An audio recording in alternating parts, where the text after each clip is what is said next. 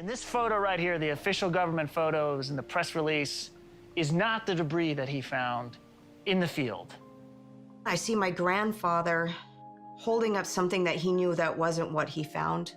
Welcome to Watch Mojo, and today we're examining the most debated, controversial, or unsettling events and periods across history. With just 10 days to go before the explosion, Catesby's plot began to unravel.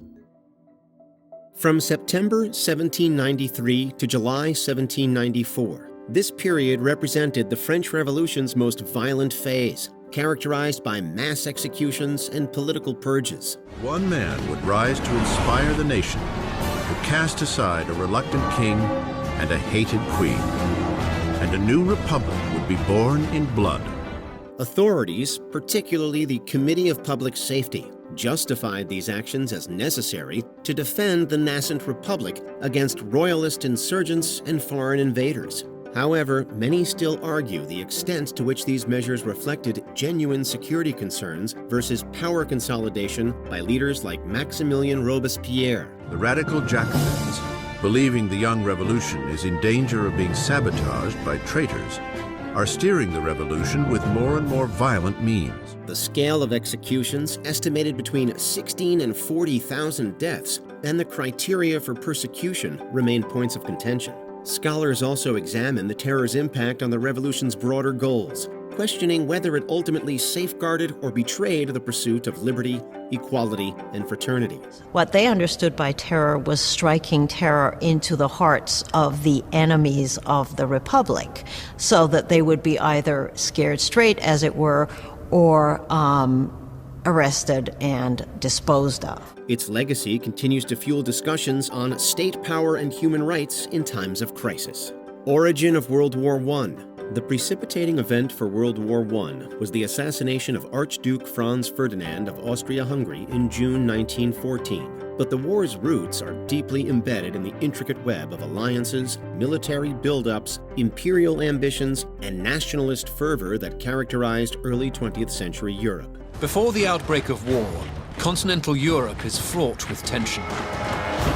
Its great imperial powers are jostling for position against one another, while attempting to suppress the aspirations and rebelliousness of their own subjects. Historians wrestle over the relative weight of these factors, with some emphasizing the aggressive militarism of certain powers, notably Germany and Austria-Hungary, against those who highlight the role of defensive alliances that entangled Britain, France, and Russia in conflict following the assassination. Instead of holding back, the politicians and generals are rushing headlong towards disaster. The rapid mobilization schedules, lack of diplomatic communication, colonial rivalries, and economic competition are also scrutinized for their roles in escalating a regional crisis into a global war. August 1914. Europe's old imperial elite is at war. A new kind of war, which they do not understand and which will lead to their ruin. Macedonian Empire under Alexander the Great. Alexander the Great's conquests from 334 to 323 BCE forged one of humanity's largest empires, stretching from Greece to Egypt and into the Indian subcontinent. He was ruthless, pragmatic, heroic, and a superb organizer. These talents he used to cut a bloody passage across the known world, toppling ancient dynasties, creating new cities, and acquiring incredible wealth. Yet the interpretation of his achievements and the nature of his empire remain subjects of inquiry. Questions linger about the strategic brilliance versus the opportunistic aspects of his military campaigns, as well as the sustainability of the empire, which fragmented rapidly after his death at 32. He was laying down fairly long-term foundations. He was building cities. He was establishing civil administration. He was creating a fused political culture that could last. Some historians view Alexander as a visionary who sought to merge Greek and Eastern cultures, advocating for Hellenistic ideals, while others criticize his methods and motives, pointing to the destruction and displacement caused by his conquests. Additionally, his untimely death contributes to discussions on what might have been achieved had he lived longer. One of the things that is coming out of Alexander's empire is a reframing of the sense of the globe and how large things are. And they are rewriting the way that they thought the world looked. Fall of the Roman Empire.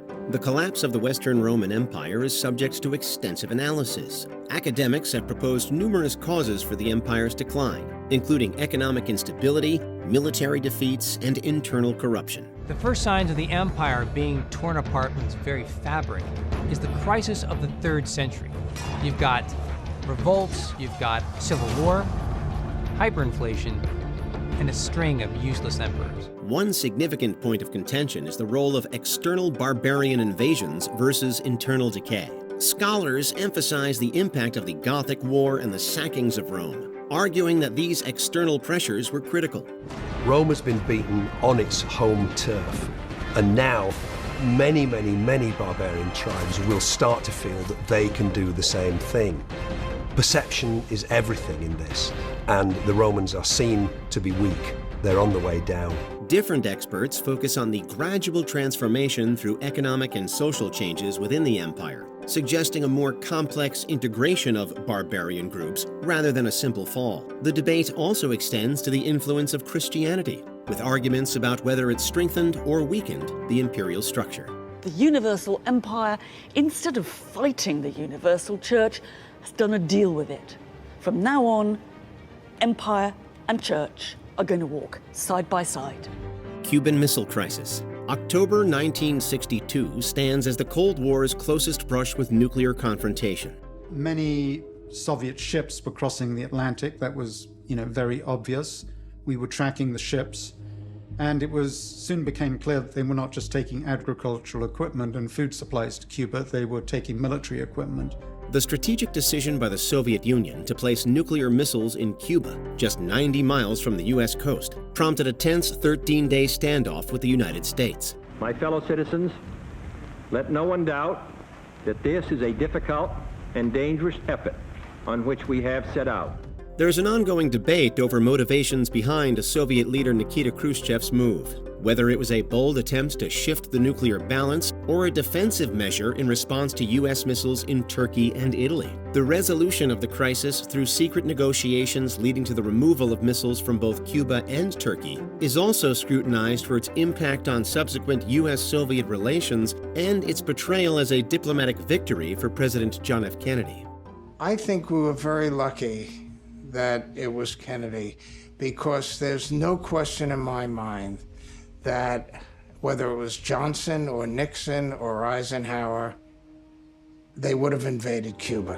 Origins of COVID-19. The emergence of COVID-19, first identified in Wuhan, China in December 2019, sparked global efforts to trace its origins. The big debate over the origin of the virus, which is dividing the scientific and political world, starts in a remote, abandoned copper mine. Initial theories suggested a natural zoonotic transmission, potentially from a wet market in Wuhan, aligning with the understanding of coronaviruses and their animal reservoirs. However, the exact pathway, whether direct from bats or through an intermediary host, remains undetermined, fueling ongoing investigations and discussion. Complicating the discourse are suggestions of a laboratory origin, including the possibility of an accidental release from a virology lab in Wuhan. But it's equally plausible that it may have come from an accidental leak of a virus that was being grown in a laboratory. International calls for transparency and comprehensive data have met with geopolitical tensions, illustrating the challenges of conducting apolitical scientific inquiries into pandemic origins.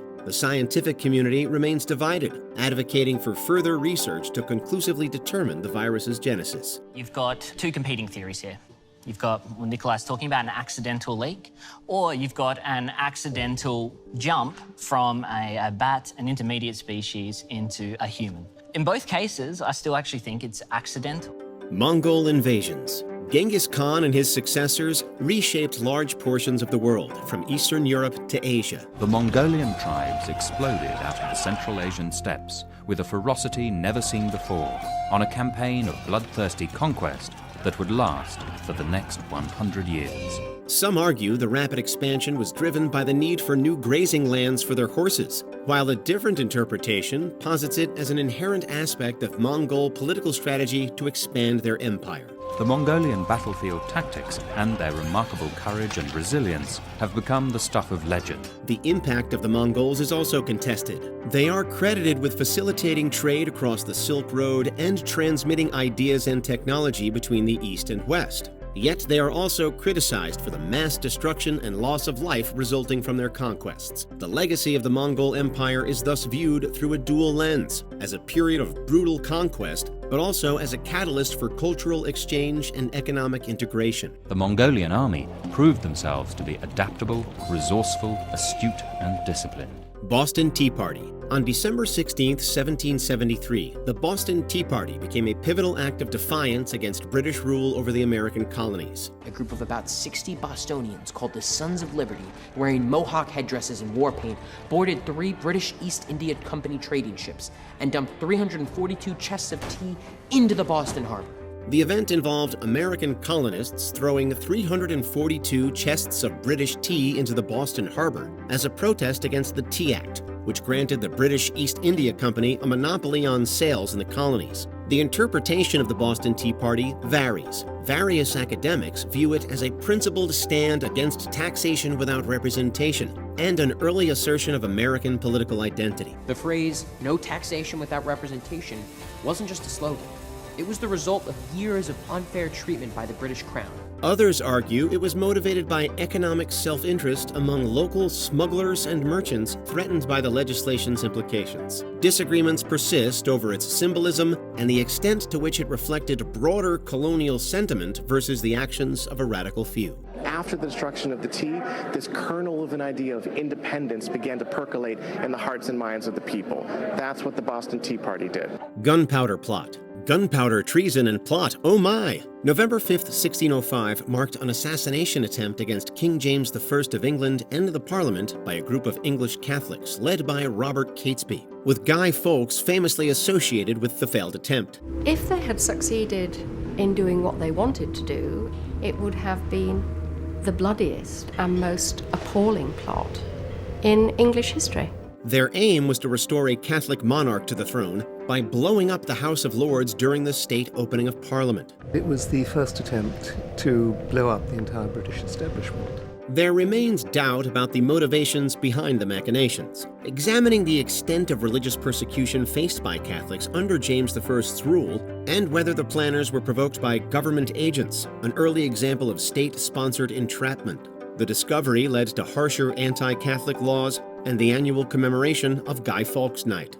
One of the consequences of the plot is to produce widespread suspicion of Catholics. All Catholics are tarred with the brush of terrorism. Before we continue, be sure to subscribe to our channel and ring the bell to get notified about our latest videos. You have the option to be notified for occasional videos or all of them. If you're on your phone, make sure you go into Settings and switch on your notifications.